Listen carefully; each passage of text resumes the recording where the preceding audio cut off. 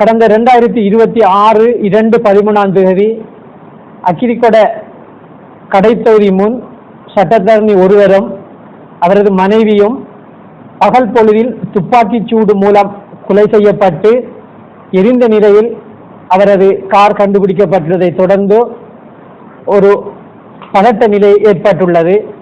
இது சட்டத்தரணிகளின் தொழிலுக்கு ஒரு சவாலாக அமைந்துள்ளது. எனவே இந்த விடயத்தை நாங்கள் சம்மாந்துறை சட்டத்தரணிகள் சங்கம் சார்பில் வன்மையாக கண்டிக்கின்றோம்.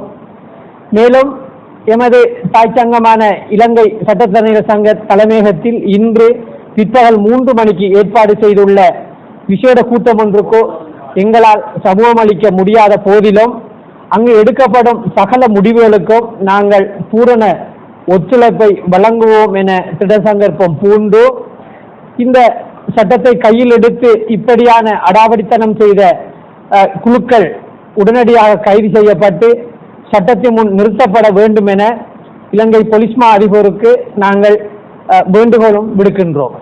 நன்றி.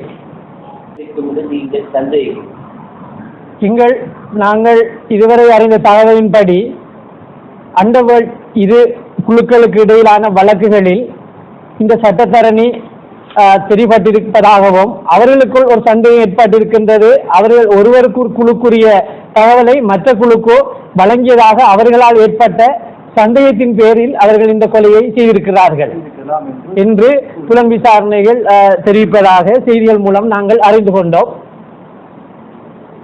கடந்த காலத்தில் இப்படி உலக தாதாக்களுக்கு ஆஜரான சட்டத்தரணிகளுக்கு அச்சுறுத்தல் மீனவாளர்களால் சுட்டுக் கொல்லப்பட்டிருந்தார். தமிழகத்தில் தற்போது உங்களுக்கு ஏற்படுத்திருக்கிற அந்த அச்சுறுத்தலுக்கு நீங்க அரசாங்கத்துக்கு என்ன சொல்ல?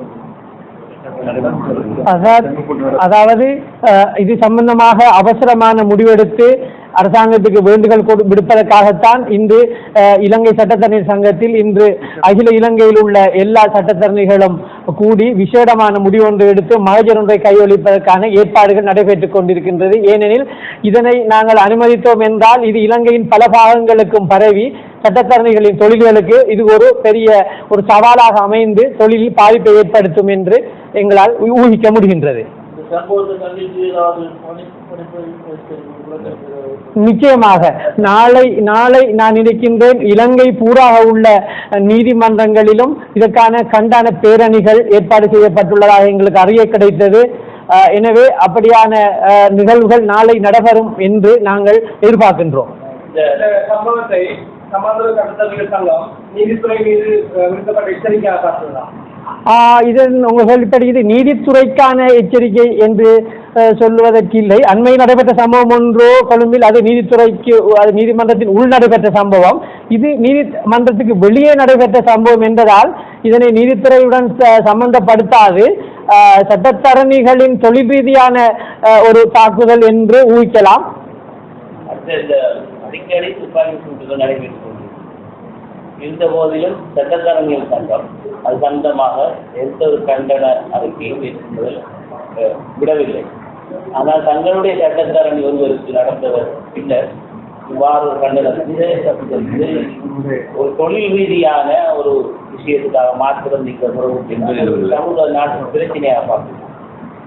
ஆம், இதனை நாங்கள் நீங்கள் சொன்ன கருத்துக்கு அமைவாக இதனை நாங்கள் தொடர்ந்து அனுமதிக்க முடியாது. ஏற்கனவே கொழும்பில் உள்ள பிரபல நீதிமன்றம் உள்ளிலும் ஒரு போலியாக ஒரு சட்டத்தரணி போல் வந்து ஒரு கொலை சம்பவம் நடைபெற்றதை நாடு அறிந்திருக்கும்.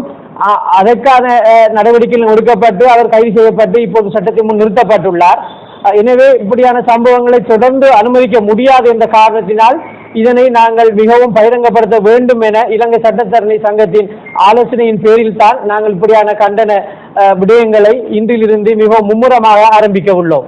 அந்த முடிவுகள் தாய் சங்கத்தின் கூட்டத்தின் பின் இன்று 3 மணிக்கு பிற்பாடுதான் எடுக்கப்படும்.